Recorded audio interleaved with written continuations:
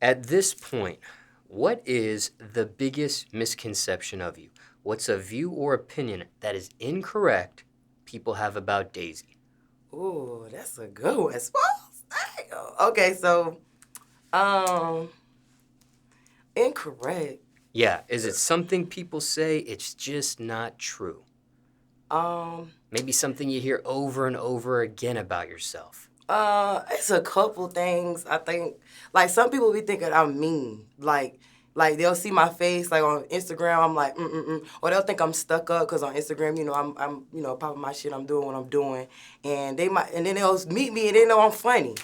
They'll know they see I got like a actual personality. Like you can't be pretty and have an actual personality. Like people be, I don't know, shocked. Like they'll laugh and with a little confused face, like like they never seen somebody that look good and actually has a personality. Like girls be shallow, I guess. So I think that's like a bigger shocker. Or like I look taller in person, like on pictures. I guess I look like a mini me or something. And then they see me in person, and they be like, "Oh, damn, you tall?" Like yeah, that's another thing. But Care to share what your actual height is? I'm 5'8". The doctor said I'm 5'7" and a half, technically, but I'm 5'8", I guess. I don't know if I'm not even all legs or anything. I'm just 5'8", just here. Now, when it comes to this prettiness, Mm-hmm. okay, that you mentioned here in this interview, Mm. were you always like this? Were you a tomboy at I was first, a maybe? tomboy at first, Smallz. I'm talking about cut hair, sneaker. I was a sneakerhead. I had every shoe. I had literally, it was Foot Locker season in my house, okay? I had every shoe. That's really why I came up, like, where people started to know me from social media from, because, like, I had all the shoes. Like, I had a picture where I had all my shoes in the living room. I had another picture where all the shoes coming down the steps. Like, I was a sneakerhead. Like, you couldn't tell me nothing. I was a little boy. And then I cut my hair like it was giving the girls real live. I'm talking, I ambered my shit, like gone. And then it ended up growing out or whatever. But I didn't really start getting girly girl until like 11th grade. Like ninth and 10th grade, I was a nigga. Like straight like that. But that's like I said, I start wearing like weave and like bundles and stuff. 11th grade, 12th grade, grown.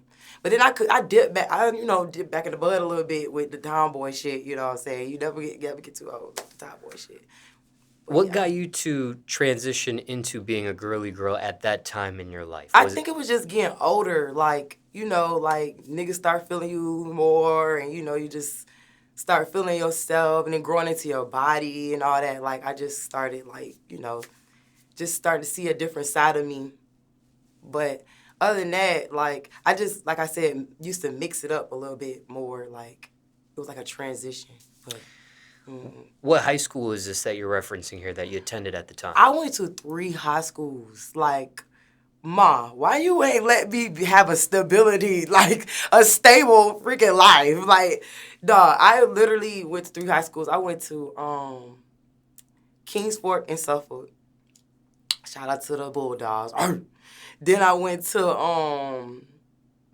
Mallard Creek in Charlotte, at the Mavericks. Then I went to South Meck in Charlotte, and then I forgot Sabres. And then I went back to Kingsport 12th grade.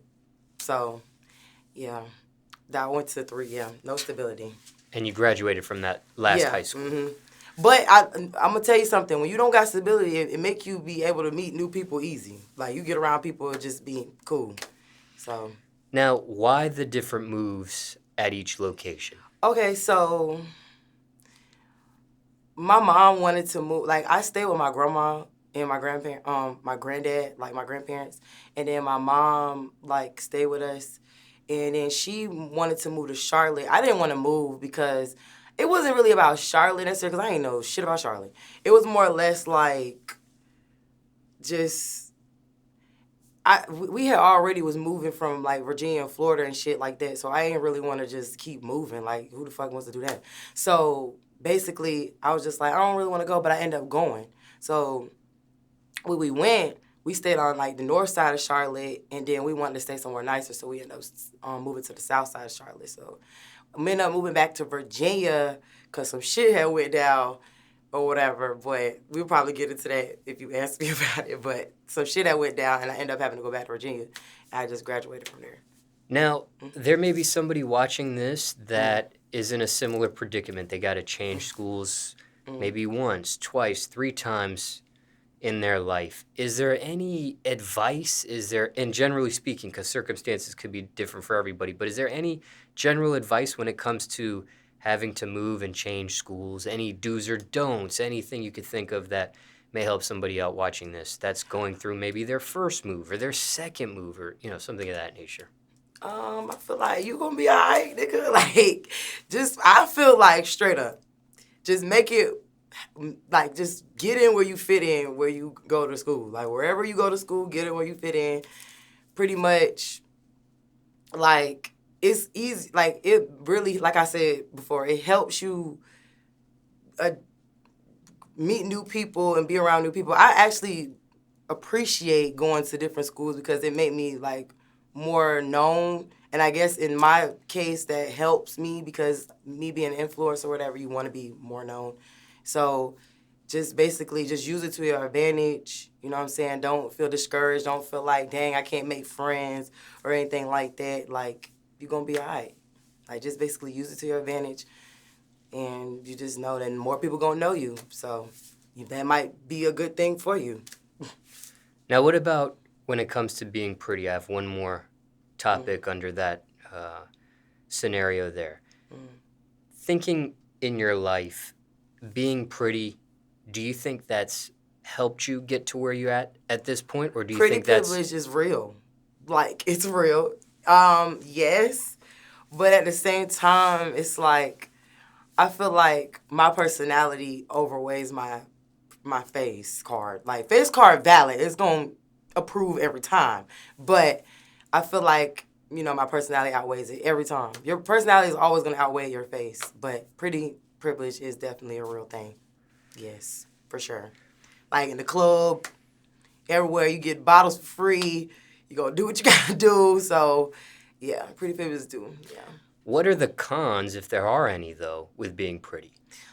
People always think like you just think you're better than them. Like, damn, you mad? I'm pretty. Fuck. Like, none of that even hurt. Like, how you mad? I'm pretty.